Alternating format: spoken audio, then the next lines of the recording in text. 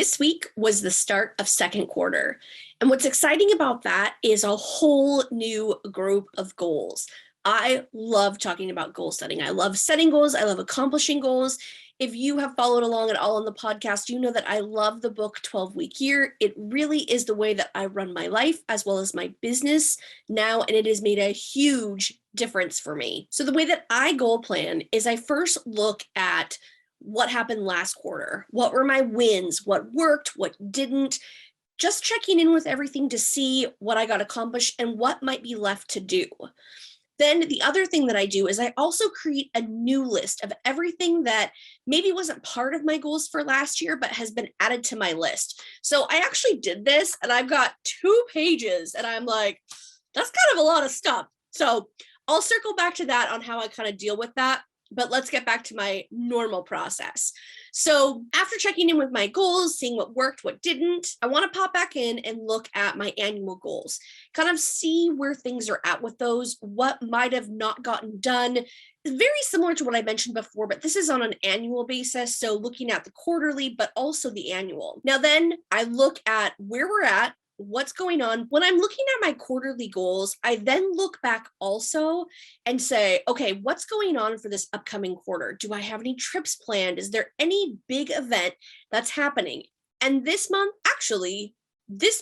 and June, I've got some pretty big stuff coming up.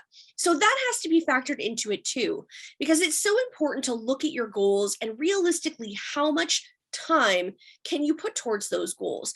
Because when I'm traveling, that's not like when I'm at home. Everybody knows that.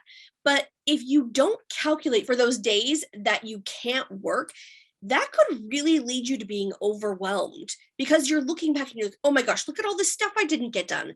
In reality, you've got a ton of stuff done. But of course, we're our own worst enemies. So we only focus on the stuff that didn't get done or the stuff that got left behind. I think that's a really important point when you're setting goals is it realistic for me to add my annual goals plus 2 pages of tasks to this quarter while taking 2 trips? Heck no, that's not realistic for anybody. And I feel like I'm sometimes superhuman and I can do it all. But the reality of it is you can't.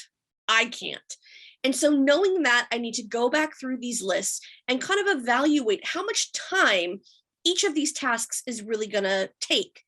Now, I'll of course want to go a little bit higher when I'm calculating my time, because again, that can lead to a feeling of overwhelm if you're like, look at what I didn't get accomplished again this month, this quarter, this year. So go easy on yourself and be realistic and build that time into your schedule. So that way you can wrap up your quarterly celebration with like, look at all the things I got accomplished and not focused on the negative. Real quickly, just in case you're not familiar with my process, I look at my annual goals. Then, of course, I look at my quarterly goals, anything that didn't get accomplished. I then move over to my weekly actions for this month. So if there's anything specific that needs to be accomplished during this month, I'm going to fill those out on the different weeks of my planner. Now, I do this paper planner wise, but you could also do it digital. You could put it in your Google Calendar. That makes it super easy to move things around. If you realize that, hey, this task is not going to happen this week, it's got to go to next week. So whichever you prefer, paper or digital, just know that either option is great, whatever works for you.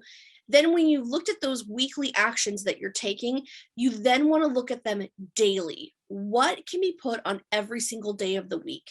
You want to make sure that you are schedule blocking that time out so you have enough time to realistically get those tasks done. Because if you don't, then again, you're going to lead to overwhelm and burnout and think, I'm just not good at setting goals. And that's just not true. I think one of the very important parts of goal setting is to just document.